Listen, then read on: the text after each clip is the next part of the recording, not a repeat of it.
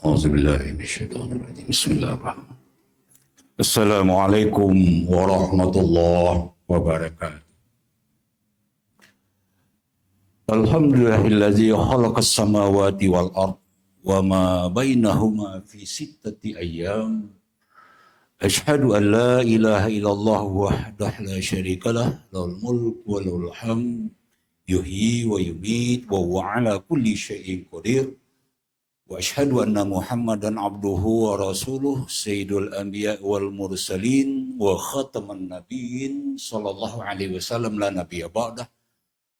Allahumma salli wa sallim wa barik ala sayyidina wa habibina wa maulana Muhammad wa ala alihi wa ashabihi Abi Bakrin wa Umar wa Utsman wa Ali wa tabi'in wa tabi'ut tabi'in wa man jahada fi sabilillah wa man tabi'ahum bi ihsan ila yaumil qiyamah, amma ba'd. Rabbi shrah li sadri wa yassir li amri wa hlul 'uqdatam min lisani yafqahu qawli. Rabbi zidni ilma warzuqni fahma bi rahmatika ya arhamar rahimin. Bapak dan Ibu, para shaimin dan shaimat rahimakumullah. Tema kultum kita pagi ini makanan halal dan haram. Makanan halal atau haram. Kita sebagai manusia diciptakan oleh Allah Subhanahu wa taala beda dengan malaikat. Kalau malaikat dibuat oleh Allah tidak perlu makan. Tidak perlu beristri. Tidak ada syahwat. Tapi kita manusia diciptakan oleh Allah perlu makan, perlu istri, ada syahwat. Ya. Kenapa? Karena manusia diciptakan oleh Allah adalah untuk beribadah. Jadi makan dan minum ini sesungguhnya adalah ibadah. Karena diperintah oleh Allah. Sebetulnya bisa saja Pak, kita dibuat Allah tidak makan. Bisa, seperti malaikat.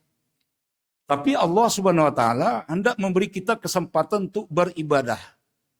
Yang namanya makan. Kita bisa saja diciptakan oleh Allah tidak sakit-sakit. Bisa. Seperti malaikat. Tapi Allah hendak Allah memberi kesempatan untuk kita untuk beribadah yang namanya berobat. Jadi berobat itu adalah ibadah. Demikian juga dengan makan, makan adalah ibadah. Karena ini diperintahkan oleh Allah Subhanahu wa taala antara lain dalam surat Al-Baqarah ayat 168, ya ayyuhan nas kulu mimma fil ardi halalan thayyiba. Hai manusia, makanlah apa saja yang ada di muka bumi ini yang halal dan thayyib. Jadi ini perintah Allah Pak. Kita makan ini, makan hanya yang halal dan thayyib. Kita sebagai orang beriman Bapak dan Ibu, ya, dibedakan oleh Allah dalam cara memperoleh makanan ini ada dua hal. Beda kita dengan orang kafir, ya. Pertama, cara mendapatkan makanan. Yang kedua, hanya memakan yang halal dan thayyib. Itu beda kita dengan orang kafir. Orang kafir ya, tidak membedakan cara. Yang penting dapat. Ya. Kalau orang beriman, diperintahkan oleh Allah Subhanahu wa taala, ya ayyuhallazina amanu la ta'kulu amwalakum bainakum bil batil. Hai orang-orang beriman, janganlah kamu mendapatkan sesuatu, memperoleh sesuatu dengan cara yang batil. Ini kalau orang beriman Pak, ada panduan dari Allah ya.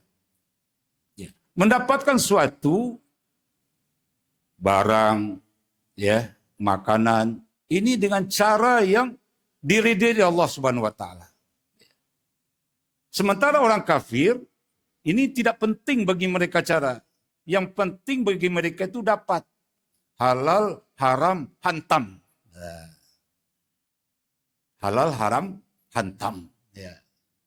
Oke, kalau orang beriman, ini cara ini jauh lebih penting daripada banyaknya. Ya. Kalau bahasa awaknya, dia ambo saketik, dialah saketik, tapi caro yang perlu. Caro yang perlu. Yang kedua, Bapak dan Ibu, orang beriman ini diperintahkan oleh Allah mendapatkan makanan itu hanya yang halal dan thayyibah. Ya. Perintah Allah Subhanahu wa taala, ya ayuhan nas kulu mimma fil ardi halalan thayyibah. Surah Al-Baqarah 168. Manusia ini diciptakan oleh Allah hanya boleh mengkonsumsi barang yang halal dan thayyib saja.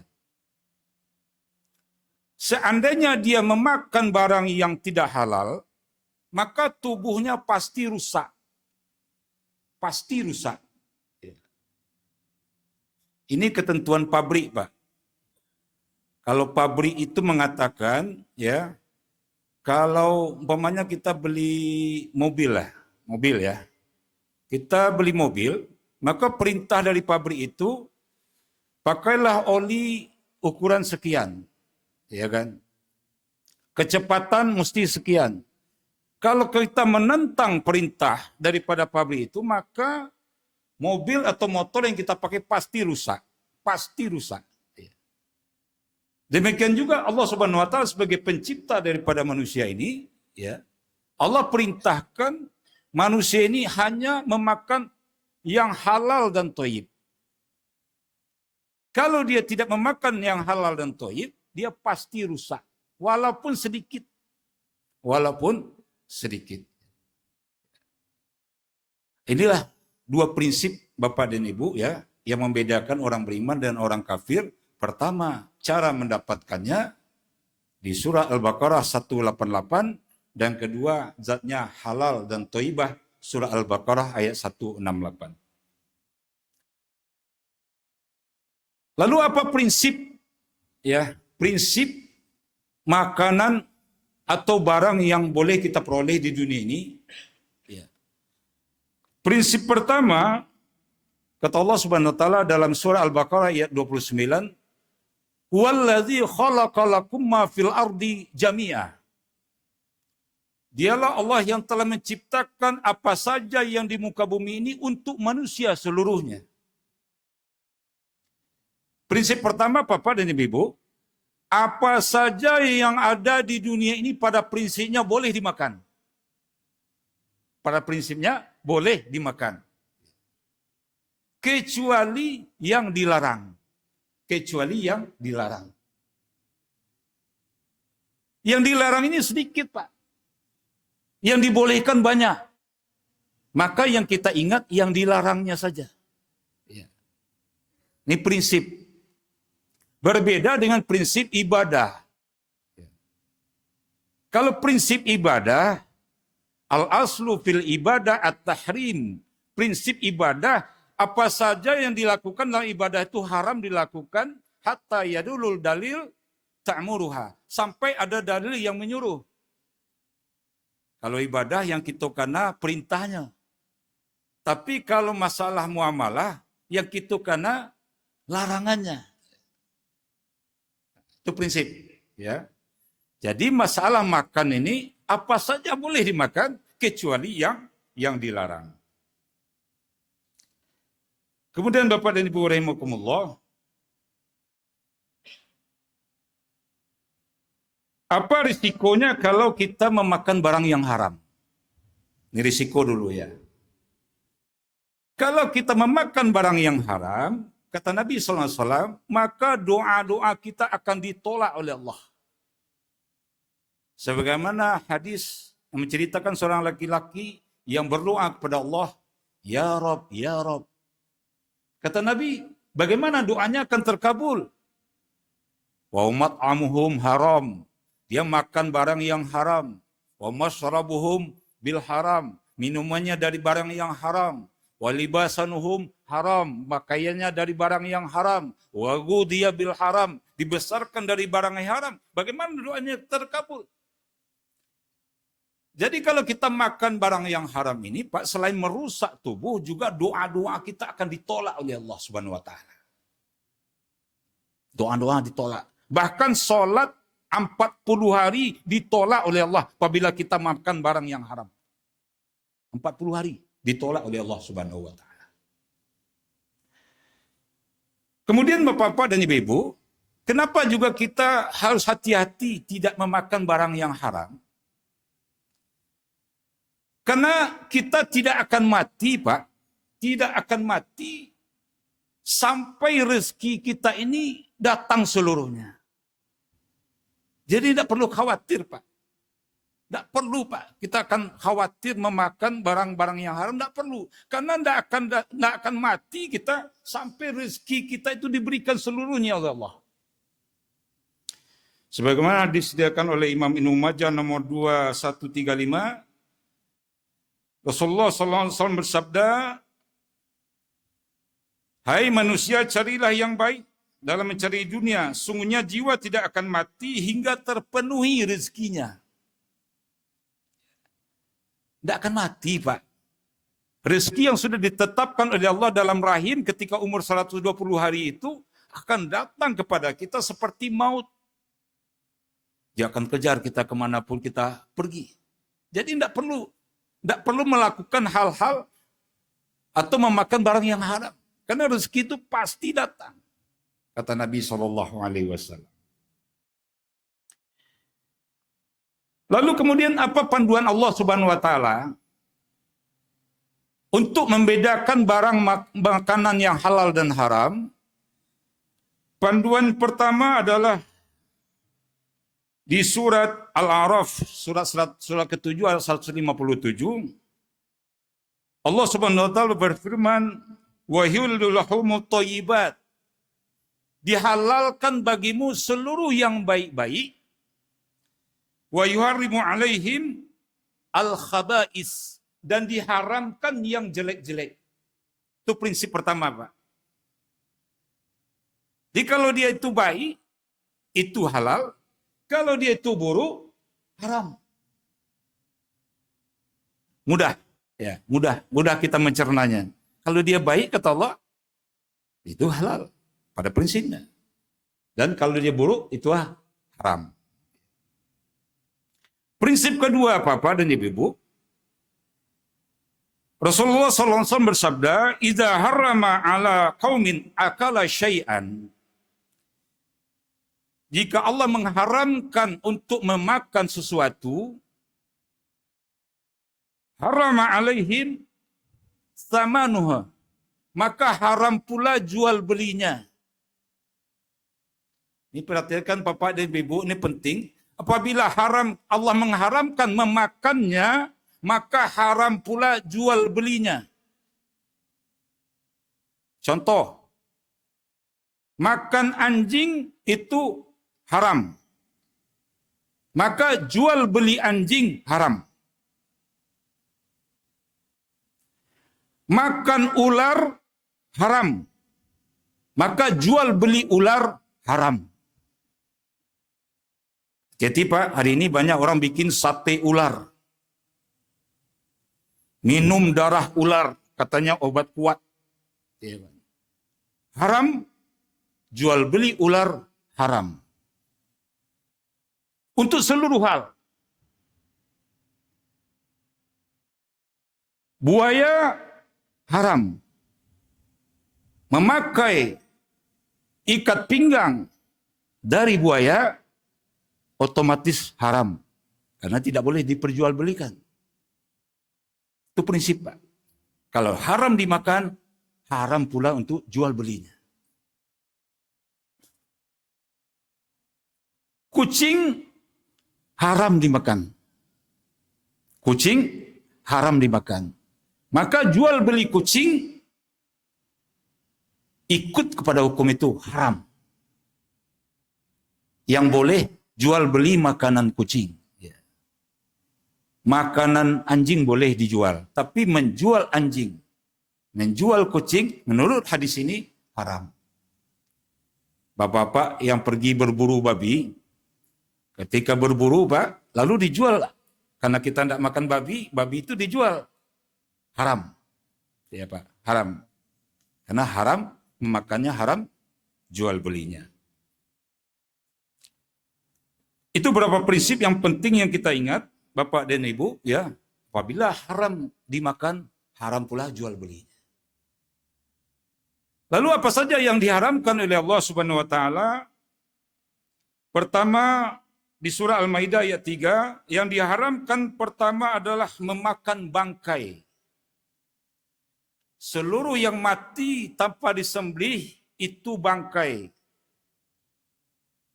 Bapak Ibu perhatikan kalau beli ayam itu sudah mati, kemudian disembelih oleh tukang ayam, itu bangkai. Haram. Seluruh yang mati sebelum disembelih itu bangkai, haram dimakan. Kecuali bangkai ikan. Nah, ini pakai kecuali ini Pak. Ya, kecuali bangkai ikan. Ya. Jadi bangkai haram, ya, kecuali bangkai ikan. Sebab Rasulullah SAW bersabda, ketika sahabat pergi berlayar, sahabat tidak berwudu dengan air minum yang dibawa. Ya Rasulullah, bolehkah kami berwudu dengan air laut? Kata Nabi, huwa tuhur, air laut itu suci. Wa ahallu mayyitahu, dan halal bangkainya. Air laut itu suci. Jadi boleh berwudu dengan air laut? Boleh. Dan bangkainya suci. Maka bangkai ikan itu halal. Yang kedua tidak boleh dimakan itu adalah darah. Darah haram dimakan. Maka orang tidak boleh menjual darah yang ada donor darah. Darah tidak boleh dimakan Pak. Ya. Yang ada donor darah. Termasuk seluruh organ tubuh. Kita kiaskan dengan ayat ini. Seluruh organ tubuh haram dijual. Jual jantung, jual ginjal, ya kan? Seluruh organ ini kan tidak boleh dimakan pertama, ya. Yang kedua ada kiasnya, ya. Dari surah Al-Maidah ayat 3 ini, maka dia tidak boleh dijual belikan. Payah panai duit dijual lah ginjal lambu kocie, tidak boleh Pak. Ya, haram jual beli organ tubuh. Yang ketiga yang diharamkan dalam Al-Quran adalah babi. Babi, jual beli babi, membuat kandang babi, dan seluruh yang terkait dengan itu haram. Termasuk tadi Bapak Ibu, Ibu tidak ada pergi buru babi. Ini banyak dia Pak, pergi buru babi, tidak lupa terjual babi, walaupun dijual kepada orang kafir, tetap ya haram. Darah tadi dikatakan haram kecuali hati dan limpa. Nah, darah tidak boleh dimakan kecuali hati dan limpa. Karena hati itu dari darah, limpa itu dari darah. Maka hati dan limpa boleh dimakan. Selanjutnya yang diharamkan oleh Allah adalah khamar. Khamar, seluruh minuman yang memabukkan itu disebut khamar. Walaupun sedikit. Walaupun sedikit.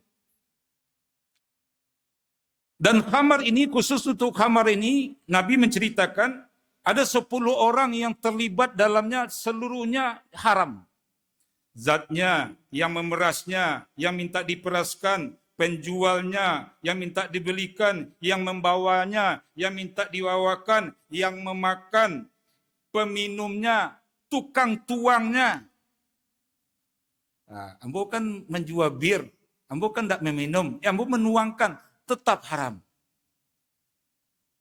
Ambo tukang bawa bir saja Pak, ambo tidak satu minum, tetap haram. Tetap haram Pak. Jadi seluruh yang terkait dengan khamar ini, ya haram. Termasuk narkoba. Narkoba ini kiasnya kepada khamar. Karena narkoba tidak ada dalam Al-Quran. Maka dia memakai kias. Ya, maka narkoba itu larinya ke khamar. Haram seluruhnya. Yang ikut mengedarkan, memakai, ya, sepenjual, apa saja yang terlibat dengan khamar, itu haram, semuanya haram. Kemudian yang diharamkan lagi adalah seluruh binatang yang bertaring, yang membunuh mangsanya dengan taringnya, haram dimakan. Anjing, harimau, ular, biawak. Pokoknya dia membunuh mangsanya dengan taringnya. Maka kita lihat Pak, binatang ini bertaring atau tidak? Babi jelas bertaring, harimau bertaring, ular bertaring, biawak bertaring, tikus bertaring. Jadi seluruh yang bertaring ini haram dimakan. Kemudian yang membunuh mangsanya dengan cakarnya. Dia membunuh mangsanya dengan cakar. Elang, burung raja wali, ya, membunuh mangsanya dengan cakarnya, maka ini haram dimakan. Haram dimakan. Selanjutnya yang diharamkan oleh Allah Subhanahu wa taala adalah yang membuat tato dan yang ditato. Ini termasuk yang diharamkan, Pak, ya. Yang membuat tato dan ditato. Ya. Termasuk ibu-ibu menghilangkan alis. Alis dihilangkan diganti dengan spidol. Nah, ini tidak boleh. Dilarang oleh Rasulullah Sallallahu Alaihi Wasallam. Ya. Kemudian yang dilarang lagi memakan hewan jalalah. Sebagaimana hadis dari Ibnu Majah nomor 3180, binatang jalalah adalah binatang yang halal, tapi dia memakan yang kotor. Dia halal, tapi memakan yang kotor. Contoh, ikan lele halal. Tapi ketika ikan lele diletakkan dalam septic tank, dibesarkan di dalam tempat yang kotor, dia memakan tai, dia memakan kotoran, maka dia menjadi haram. Nah, perhatikan Pak, lele kan dalam septic tank memang gemuk dia kan, tapi dia memakan yang kotor, maka ini menjadi haram. Ayam halal, tapi ketika ayam memakan kotoran, dia menjadi haram. Maka orang-orang tua kita dahulu, Bapak dan Ibu, kalau beli ayam, itu dikurung dulu 3 hari. Dikurung 3 hari, diberi makan beras atau padi, sampai bersih lambungnya dari kotoran. Baru dipotong, supaya yakin ayam ini tidak memakan kotoran. Nah, makanya dulu dikurung ayam 3 hari, Pak, supaya bersih perutnya. Kambing pun begitu. Kambing kalau dia makan kotoran, dia menjadi haram. Tak boleh dimakan. Kemudian binatang-binatang yang diterkam, yang mati terjatuh, ini haram dimakan. Ya, binatang yang matinya diterkam binatang buas, atau dia terjatuh, sayang kita, sayang terbuang, tidak boleh dimakan. Ya. Kemudian yang mirip lagi, kalajengking, tikus, burung raja wali, gagak, ini sejenis Pak, ini haram dimakan. Biawak. Namun ada satu binatang dalam hadis yang dibolehkan oleh Nabi, namanya dab. Dab ini beda dengan biawak. Kalau dab di Arab itu hanya memakan sayur-sayuran. Dia hanya memakan sayur-sayuran. Dia kayak biawak, Pak. Kayak seperti biawak. Tapi dia bukan biawak. Kalau biawak, dia makan daging, makan segala macam. Jadi, biawak haram dimakan. Lalu apa saja yang dihalalkan oleh Allah? Yang dihalalkan oleh Allah adalah binatang ternak. Surah Al-Maidah ayat 1.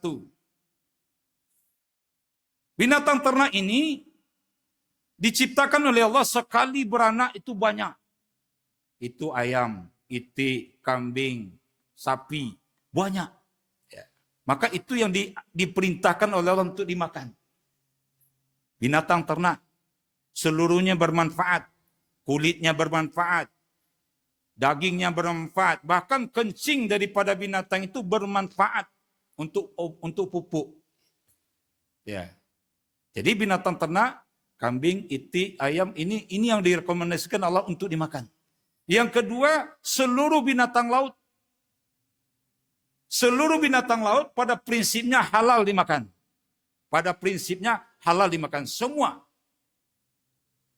Ya. Semua binatang laut itu boleh dimakan. Yang tidak boleh dimakan adalah keledai. Kalau kuda boleh dimakan. Kuda boleh dimakan, tapi kata Nabi yang tidak boleh dimakan itu keledai. Karena keledai ini memakan juga yang kotor-kotor. Nah, kalau kita di sini jarang keledai. Kalau di Pakistan, di Arab itu banyak keledai. Ya. Dia makan juga kadang sampah-sampah. Ya. Maka tidak boleh makan keledai. Lalu makan katak. Katak kau bahasa awaknya konce. Ya. Makan katak, kata Nabi, sesungguhnya boleh, tapi untuk obat. Bukan untuk dimakan sehari-hari. Ya.